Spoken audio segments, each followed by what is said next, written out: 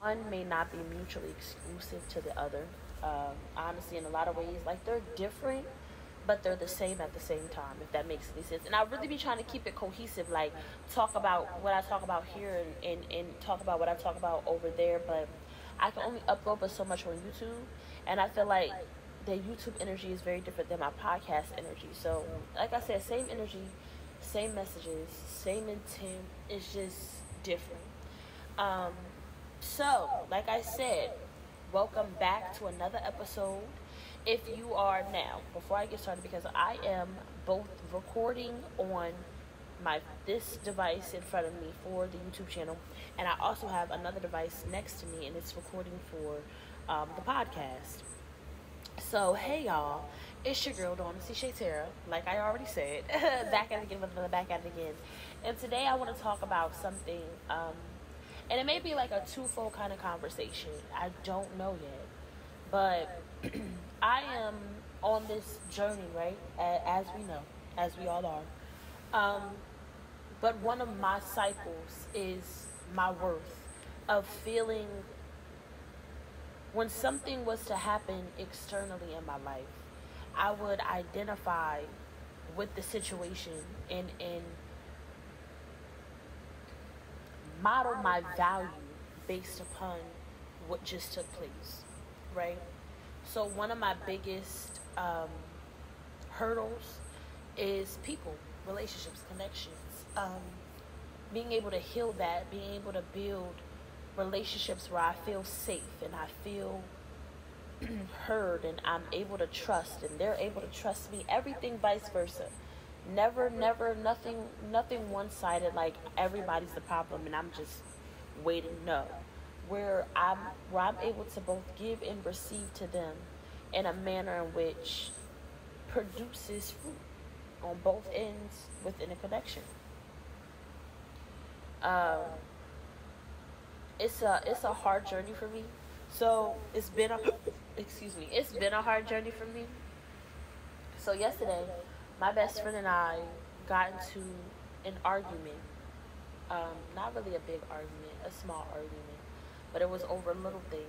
And the big thing with me is that I'm not a it's the undertone of things that get me. Like you're if I'm asking you how you feel and you're blatantly telling me you're the opposite of what the undertone or what the energy is given, and it causes this whole thing. And my best friend is older than me, and I love her to death, genuinely. But there's an unawareness sometimes with the energy behind the things that she does or says. And because she's not aware of those things within herself, and I become reactive to those things that she's unaware of, it creates this dynamic of victim villain almost. Like, um, why me being reactive to it, her being like, why are you reacting this way, me being, why aren't you acknowledging the fact that this just happened, her, you know what I mean? So it creates this kind of back and forth. And there was a point in time where that would I would allow that to speak to me, because I'm a big believer in your relationships are a reflection of you, and they are in many different ways. Not to the point where if this is bad or if this is treating me bad, then I'm a bad person. Not to the point where, and that's how I was. If this situation is heartbreaking, I'm a heartbreaker. If this situation is toxic, I'm toxic. If this, and I would take on these identities instead of trying to find the parts of me that drew it in, the parts of me that added to it, the parts of me that went into agreement for the energy to be able to explode this way. So, as grateful as I am, it's just, I wish sometimes we could get past those moments. One of the things that I'm learning is balance with the awareness that I have and how I convey that message to the world. I recognize that, and I don't think enough of us, and this is really my big thing, and this is, I introspect. Like I will spend more time picking myself apart, and not in a negative kind of way necessarily, or in a pessimistic kind of, but just like, okay, this happened, they said this took place like this, how does this correlate with this, what is the root of that, why did I think like that, why did I say that, why am I speaking, why am I thinking, like, I ask myself the hard questions, the root questions, the whys, the who's, the what's, the when's, the how's, like everything from old behavior to current behavior to behaviors that I need to establish for the future. I have that rapport with myself. So it's hard for me not to understand sometimes why other people don't have that rapport with themselves. Like, you're you're involved in a self-destructive cycle, and instead of taking time to find out why and how you can break free, you you minimize your role in heighten a victimization, in create an even bigger cycle that you have to now feed into. It just, in my mind, things are simpler when you take the time to just think. Think about yourself. Think about your life. Think about where you come from. Think about where you've been. Think about where you're going. Like, one thing, and I'm not going to edit that out. One thing that I used to hate hearing, like, my friends, oh my God, I have so many baby mamas in my life, and I'm grateful for all of them. Truly, I love them. But one of the things that they used to say, or their parents used to say all the time, is that parenting didn't come with a handbook. There was no instruction guide. And to a certain extent, I can see how that would be a truth. But at the same time, your life, bro. Our lives are our teachers. Our experiences, our visuals that we had in front of the people that we were around and raised by and had to be connected to. They are our teachers. If you knew that when you were a child, when your parent was all up in your business and snooping around your shit and constantly asking you certain kinds of questions, why would you be shocked when your child is not responsive to the same type of tactics that you're now implementing into your parent-child dynamic? It's not to say don't be a parent. It's just to say stop being so shocked by shit that you went through as well. But then that like I said, this conversation might be twofold. But then that goes into another thing that I say to my friends, especially my friends that have daughters. As a daughter with a mother, I think that knowing your mom's story, mothers. And I'm not saying all the details, all the nasty dirt, we don't have to know everything. And if you're not comfortable sharing that, if that's not the line you want to cross with your child, cool, but okay. But knowing your mom's story as a daughter, I promise you now, it's all about perspective, because everybody's different. So just because they know the information doesn't mean they won't look at life differently. But it changes perspective. If you guys have been listening to the past couple episodes, I've shared a little bit about my life. Like, I grew up in an abusive environment. You know what I'm saying? As I got older, the more that I learned about my mom, made her make more sense to me. I didn't excuse the events that have taken place. I didn't excuse the behaviors. I didn't excuse the actions. I didn't excuse the disconnect. I didn't excuse any of those things. But once I knew her truth, once I understood her whys, okay, all right. It changed my perspective of her.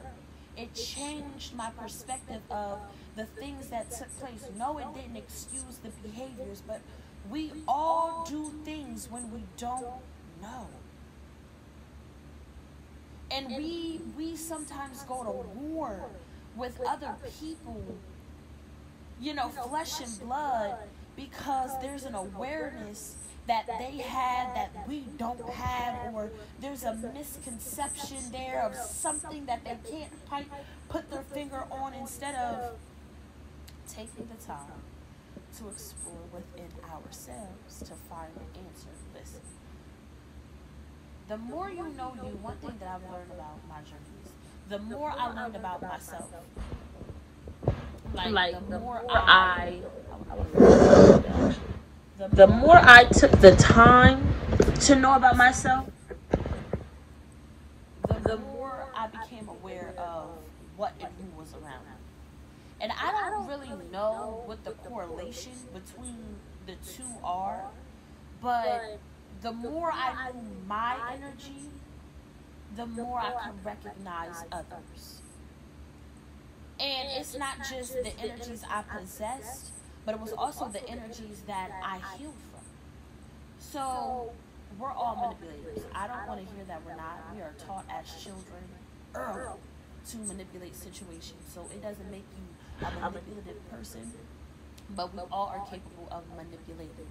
What I knew about myself is that I had that awareness of my power to say something in a way that it would make somebody move in a way that benefited me. So because I know that that is something that at one point in time in my journey, I was very much living in, when I see a finesser, I know a finesser. And finessers, there's levels to it. Because it's a finesser who will take your whole life, and it's a finesser who just is just lazy, and I just don't want to do the grill today. And I'm gonna go ahead and figure out a way to go ahead and get somebody else to do that work for me while I finesse everything else that I got going on. You know what I mean? It's a difference between, there's levels to everything. There's a hierarchy for everything. So when you take the time to become aware of yourself, become aware of your whys, your whats, your whos, your wins, you are able to formulate better habits moving forward. One of the habits, one of the things that I'm working on is my response to things. And the reason why that argument last night was so significant for me, because right now my family is going through something. And it's both something that is happening in the physical, and it's something that's happening in the spiritual as well. And it's something that I know is bigger than me. It's something that I know, if there was a real openness to change and growth, I can, in some way, I feel like I can have an impact on it. But because of my own connection to it, I feel like sometimes in my mind, I don't know, maybe I'm not, maybe I'm still trying to figure out what that thing is, but the way that I responded in the argument last night,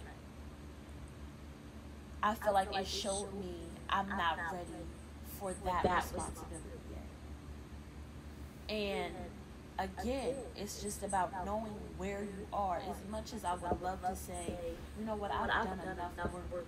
It's the fact, it's the fact God even have my mom, like y'all to even have my mom pick up the phone and talk to me and have certain kind of conversations in a way where I'm giving her, I'm speaking life into her, so that she has the information and the courage and the strength to make better decisions for her situation moving forward.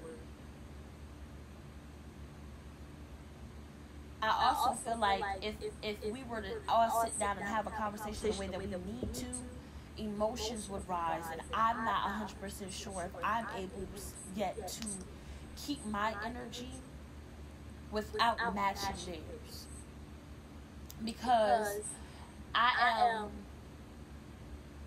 as much as, and there's so many things in my life that I don't cut and dry. There's shit is cut and dry. You know what I'm saying? Like, my uncle had a stroke, right? He is paralyzed on his whole, I think it's like his left side or his right side. One of his sides is paralyzed, okay? My grandma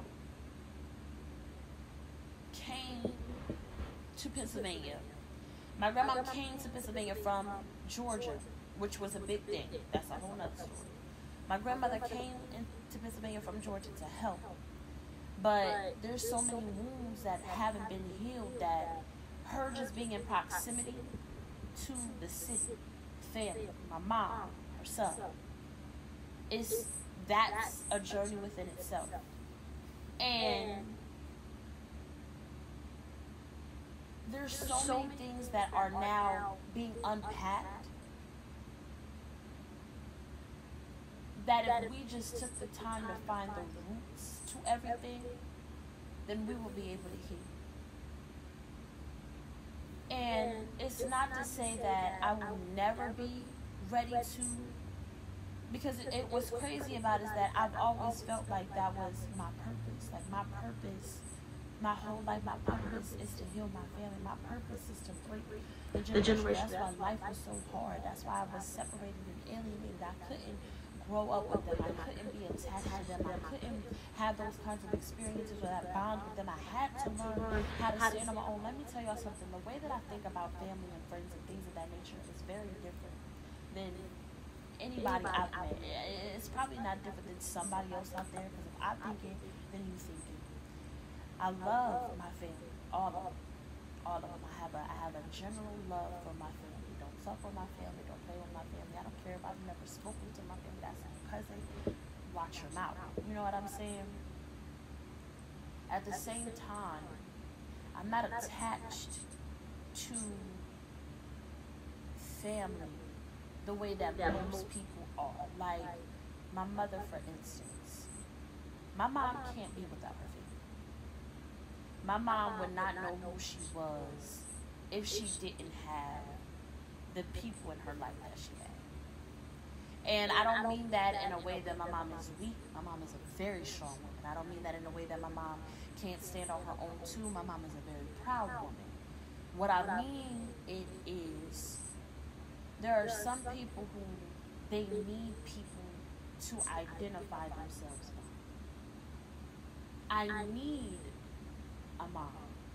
And if I don't have it, I go out in the world with mommy issues. And I'm saying that it's somebody who had mommy issues. It was because I was identifying my value based upon the expectations I had, not of the person, not of the human, but of the title that we give them. That's, they birthed me or they raised me, so that's my parent, that's my aunt, that's my grandmom. And there's so many negative connotations and a heaviness and an obligation and a responsibility that comes along with so many of these titles, that it makes it hard almost to really form a true connection within the basis of those. You know what I'm saying? It's not saying that you can't be friends with your mom. It's not saying that you can't be friends with your family. It's just to say some people are valued because of that. And they value themselves because of that. My journey and my life has taught me to value who I am and who God is with me than who I am as far as who I'm connected to. I don't understand, like my family right now. Like I said, my uncle had a stroke, so my mom and my grandma were like bending over backwards, breaking their back, and doing all of these things that is causing themselves harm. I'm not saying not to be there for him, but they're doing all of these things that's causing themselves harm instead of finding simple solutions. I keep offering them. Number one, my grandma is almost 70 years old. My mother works a full-time job, so she can't be there. My grandmother works from home, so she can't. My grandmother is almost 70 years old. And my mom, the smart thing, the obvious thing, the most suitable thing is to hire a nurse. It's not as if you can get the paperwork together and the state can help. It's not as if it's an impossible path to travel. But there's something deeper that needs to be discovered that's keeping her in the midst of that connection. And instead of exploring that, we now get in this cycle of, oh my God, oh my God, oh my God, I gotta give. And then I get mad because now I'm no longer myself. I'm this person for you, for these people, for these places, for these things. Knowing yourself and knowing what you can do and knowing what you're capable of is not a weakness. It's not to nitpick at who you are or what your worth or what your value is. It is to take account for where you are. So you know, I can't show up in this capacity. I can't give this capacity. I can't do in this capacity. But it's not, it doesn't make you or what you want to do any less valuable and valid. And that's something that I had to have a conversation with myself. Yes, I had an argument last night. Do I necessarily want to be a part of this cycle anymore? Absolutely not. So now I need to make a better decision for myself.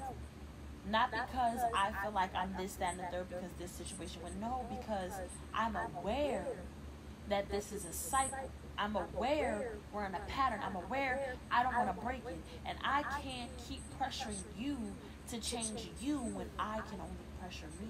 And I can only have power over me to change. Awareness.